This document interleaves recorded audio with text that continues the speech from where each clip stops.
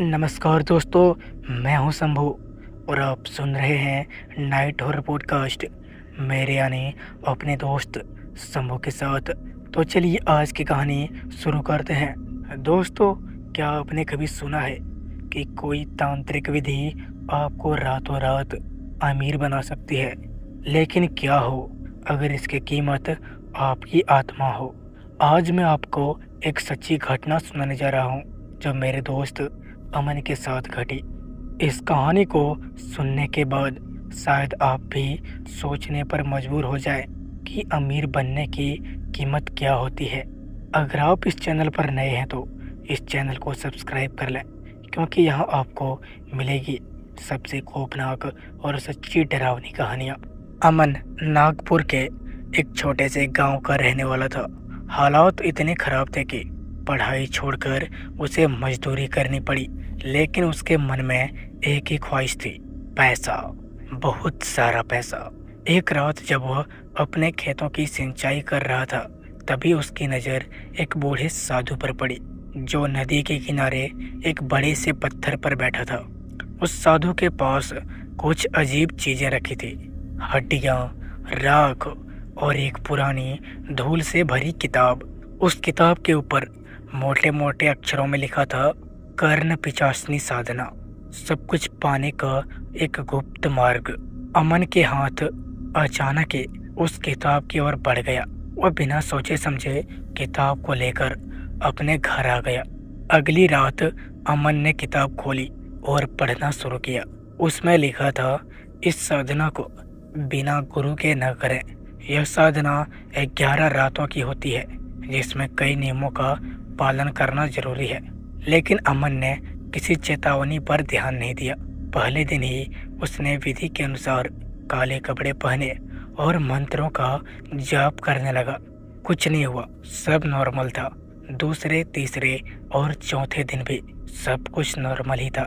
लेकिन 8वें दिन अचानक उसे महसूस हुआ कि कोई उसके कानों में फुसफुसा रहा है, मैं आ रही हूँ, मैं तुम्हारी सारी इच्छाएं पूरी कर दूंगी।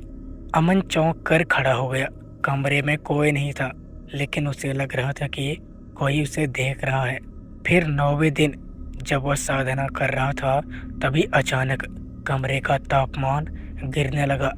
हल्की हल्की ठंडी हवा चलने लगी और फिर अमन ने जैसे ही आंखें खोली, उसके सामने एक बेहद ही सुंदर स्त्री खड़ी थी, जिसे देख उसकी आंखें एक गहरे अंधकार से भर गई।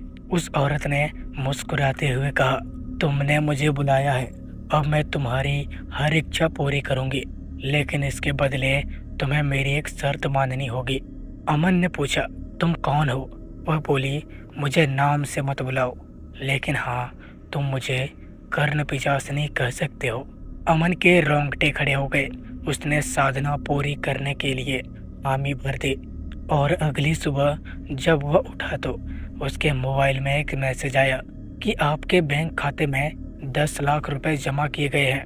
अमन भागकर तुरंत बैंक गया और सच में उसके खाते में लाखों रुपए थे। अब वह बहुत खुश था, वह अमीर बन चुका था। लेकिन उसे क्या पता थी कि असली डर तो अब शुरू होने वाला था।